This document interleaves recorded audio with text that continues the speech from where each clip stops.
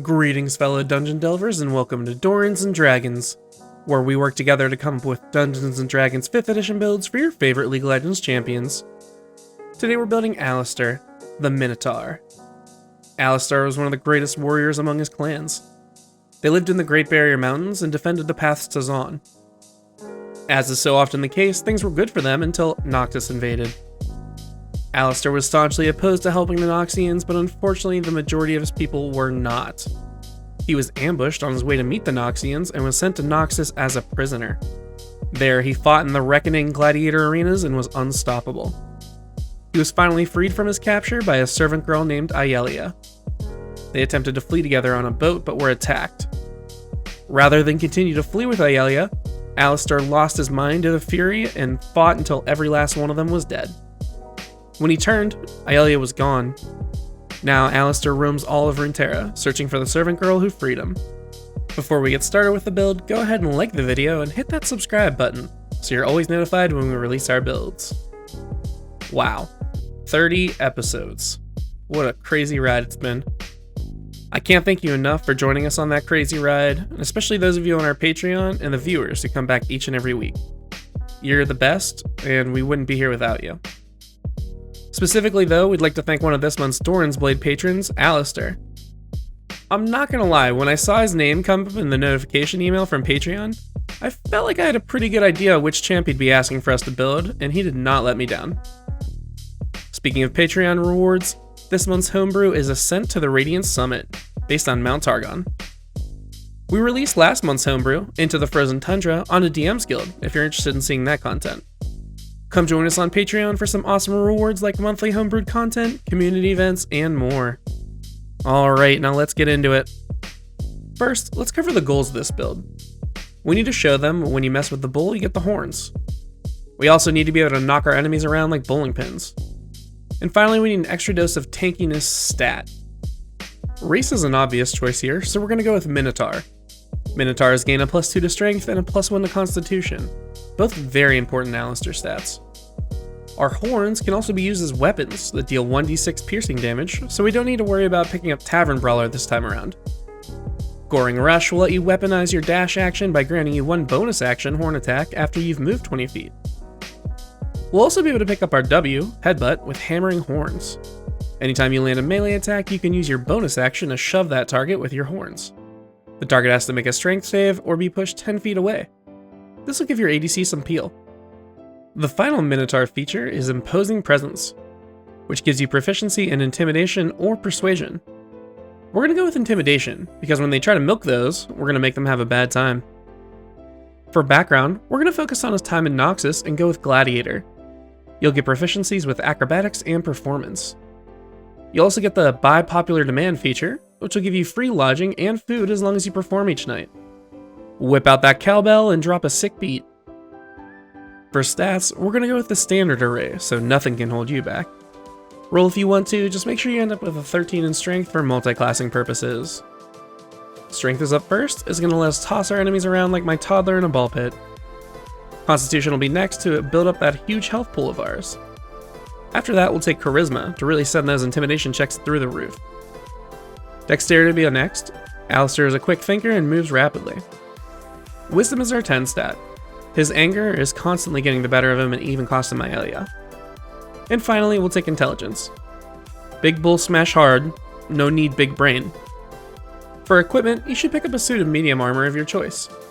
This will allow you to rage still, and we'll be able to leverage the defensive fighting style. We're going to kick off the build with levels in Barbarian to unleash the Minotaur Rage. Barbarians have a d12 hit die and gain proficiencies in light and medium armor, as well as shields and all weapons. We get to choose 2 Barbarian skill proficiencies, so we'll pick up Athletics and Survival. Unarmored Defense gives you an AC based on your Dexterity and Constitution, as long as you're not wearing armor, which we are. Womp womp. Rage is the iconic Barbarian ability. As a bonus action, you say the phrase, "I would like to rage." If you don't say it that way, it won't work and you'll be swatted. While raging, you have a few benefits. Advantage on strength checks and saves, bonus damage on any strength-based attacks, and you have resistance to bludgeoning, piercing, and slashing damage. Don't forget about the bonus damage on attacks. I've played with many barbarians who forget about it and wind up whining. Don't let that be you. 2nd level Barbarians get Reckless Attack. On your first attack of the turn, you can declare your attacks as Reckless and gain advantage on all attack rolls. Keep in mind though, this also gives advantage to any attacks made against you. You also pick up Danger Sense. Your heightened battle awareness grants you advantage on any dexterity saves from effects you can see. Level 3 Barbarians choose their Primal Path. We're going to pick up our R, Unbreakable Will, with the Path of the Totem Warrior. Totem Spirit will let us choose an animal to build our first totem off of and gain a benefit from. We'll take Bear, which will give us resistance to all damage except Psychic while we're raging. You'll also unlock Spirit Seeker, which will let you cast Beast Sense and speak with animals as a ritual. 4th level Barbarians get our first ability score improvement of the build. We're going to avoid our feats for now and focus on scaling our scores, so we'll put 2 points into our strength.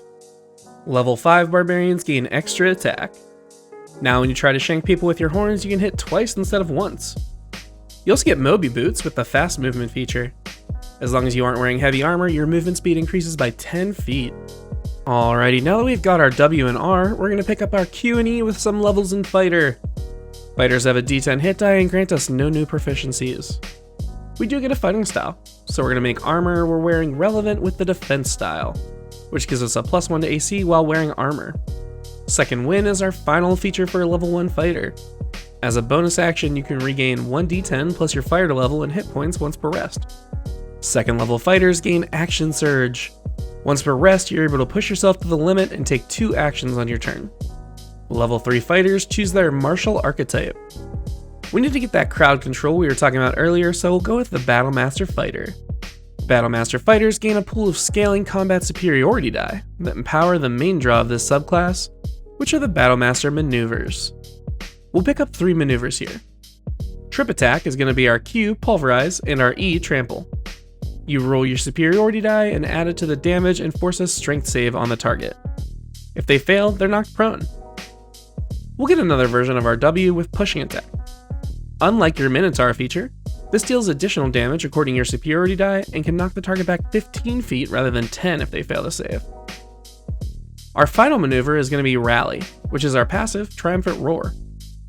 As a bonus action, you can spend a superiority die to bolster one of your allies, giving them temporary HP equal to your superiority die roll plus your charisma mod. Don't worry, we will get a better version of this that works on more allies later on in the build. 4th level fighters gain an ability score improvement. We're going to finish maxing our strength and angle towards our constitution, with a point in each. Level 5 fighters get extra attack, which we already got from our barbarian levels unfortunately, but hey, you do get some extra 2nd Wind health, so look at the bright side. 6th level fighters get another ability score improvement. We're going to grab that upgraded version of our Triumphant Roar with the Inspiring Leader feat. You can spend 10 minutes giving your allies inspiration, which translates to temporary hit points equal to your character level, plus your charisma mod. Characters who gain temporary hit points this way can't do so again until they finish a rest, either short or long. Alright, back to Barbarian to finish off the build. 6th level Totem Bards unlock Aspect of the Beast, which is a passive ability based on the animal you choose. We're going to go with Bear again, which doubles our carrying capacity and gives us advantage on strength checks that relate to pushing, pulling, lifting, or breaking objects. Level 7 Barbarians unlock Feral Instinct. You have advantage on initiative rolls, and if you're surprised, you can use your bonus action to rage and still act on the first round of combat. 8th level Barbs get another ability score improvement. We're going to add some meat to our steaks with the Tough feat. For every level you have and every level you get, you gain an additional 2 maximum hit points. For those of you having trouble with math at home, that'll give us 40 by the end of the build. Level 9 Barbarians receive the Brutal Critical feat. This lets you roll an additional weapon damage die whenever you roll a critical strike. This is really similar to how Infinity Edge works in the game. Now I know that's not a commonly bought Alistar item, but hey, it still works, good synergy. 10th level Totem Barbs pick up Spirit Walker. This lets you cast Commune with Nature as a ritual as well. The animal responding to you will be the spiritual form of your totems, in this case a bear. Level 11 Barbarians unlock Relentless Rage. If you drop to 0 hit points while raging and don't die outright, you can make a DC 10 con save. If you make the save, you drop to 1 hit point instead, but the DC for this feature increases by 5 each time you use it until you take a rest, where it resets back to 10. 12th level Barbarians get the final ability score improvement of the build. We're going to add just a little bit more tankiness by taking 2 more points into our constitution. Level 13 barbarians expand their brutal critical to grant 2 additional damage die rather than 1 whenever they land a critical hit with their melee attack. 14th level totem barbs unlock Totemic Attunement. We're going to pick up elk this time instead of bear for our WQ combo. While raging, you can use a bonus action to charge through a unit's space and force a strength save on it. If it fails, it takes 1d12 plus your strength mod and bludgeoning damage and is knocked prone.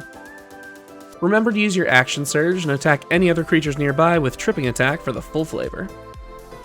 Alright, now that we've completed the build, let's see how we did. First, the good. Between Battlemaster maneuvers and several bonus action based abilities, we have tons of crowd control and our DC for them is fairly high. Our tankiness is absurd, with a 260 hit point pull and our rage literally reducing our damage taken by half. We'll be knocking creatures around for days. Finally, we nearly maxed out 2 ability scores here, which is pretty solid. Now the bad. Other than very powerful crowd control, we have no utility, and absolutely no range, so we're going to need to get in close and hang there. Also, our damage isn't anything to write home about. But if your goal is to peel for your team and do some awesome crowd control, you're going to love this build. So, what'd you think? I've included a link to this build via D&D Beyond in the description below, as well as some Amazon links to the books used in the build. If you enjoy this type of content, please consider supporting us on Patreon. We have a few awesome rewards, including access to our Discord community and monthly homebrew releases. We plan on churning out 1 League Champion build every week. Thanks for watching, and hopefully we'll catch you on the Rift, or in the Forgotten Realms.